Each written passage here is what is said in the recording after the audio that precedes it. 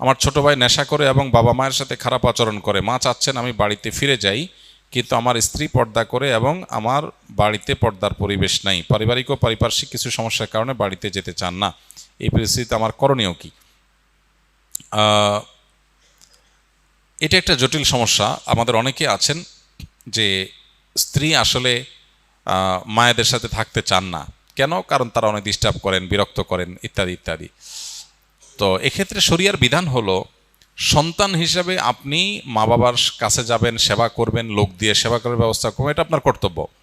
কিন্তু স্ত্রীকে আপনি বাধ্য করতে পারেন না যে আপনার মা বাবা খারাপ আচরণ করে তারপরে সেখানে পড়ে থাকতে হবে, এই অধিকার আপনার না যে আপনি তাকে এটা বাধ্য করবেন। তবে স্ত্রীর এখানে একটা কর্তব্যের ব্যাপার আছে, নৈতিক দায়িত্বের ব্যাপার আছে। সেটা হলো যে স্বামী আমার ভরণ পোষণ সব কিছু দেয়, সব কিছু খেয়াল রাখে, স্বামীর মা বাবার আচরণে কষ্ট হলেও যদি আমি একটু সহ্য করি, কেন?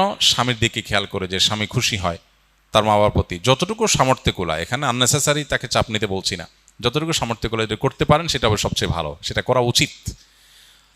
যদি তিনি কোনো কারণে এটা না করেন, তাহলে বাই ল, আইনগতভাবে কোনো স্বামী তার স্ত্রীকে এটা বলতে পারে না আমার মা বাবার কাছেই তোমাকে থাকতে হবে।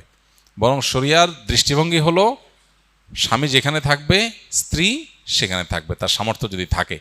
তাহলে মা বাবার জন্য কাজের লোক দিয়ে আপনি যেমন ব্যবস্থা করবেন, আবার আপনিও ঘন ঘন যাবেন, শুধু কাজের লোক দিয়ে হবে না।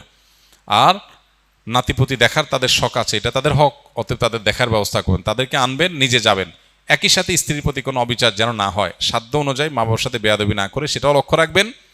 আবার স্ত্রীকেও বোঝানোর চেষ্টা করবেন, মা বাবার হয়ে ওজোর খাই করার চেষ্টা করবেন। এখানে আসলে ওই যে পাটার পুতার ঘষাঘষিতে মরিচের যে অবস্থা হয়, অনেকটা সে অবস্থা হয় আর কি।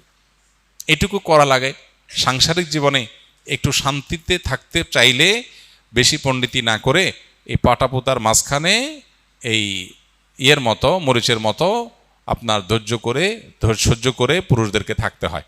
একদিকে মা বা বিরুদ্ধে, বাপের বিরুদ্ধে বউ নালিশ করবে, এগুলো শুনতে হবে, বউয়ের সান্ত্বনা দিতে হবে। আরেকদিকে মাকে বোঝাইতে হবে, মার কাছেও ঝাড়ি খাওয়া লাগবে, বউয়ের কাছেও ঝাড়ি খাওয়া লাগবে। দুই জায়গায় যদি আপনি ঝাড়ি খাইতে পারেন তাহলে আপনি আদর্শ পুরুষ। আর যদি আপনি দুই জায়গায় ঝাড়ি খাইতে না পারেন, বরং দুই জায়গায় ঝাড়ি দেওয়ার চেষ্টা করেন, মায়ের কাছে যে ঝাড়াঝাড়ি করেন, হ্যাঁ বউর সাথে এমন আচরণ কেন করলা, আবার বউরে বলেন হ্যাঁ আমার মার সাথে তুমি কেন করলা, তাহলে আপনার কপালে দুঃখ আছে। বুঝে আসছে কথা? দাম্পত্য জীবনে সব জায়গায় পণ্ডিতি করে চলে না। সারা জীবনে রাজত্ব করলেও ঘরে আইসা বিড়ালের মতো যথাসম্ভব ম্যাও ম্যাও করে চলার চেষ্টা করবেন। তাহলে ইনশাল্লাহ সংসার জীবনে দেখবেন শান্তি আর শান্তি, শান্তির কোনো শেষ নাই।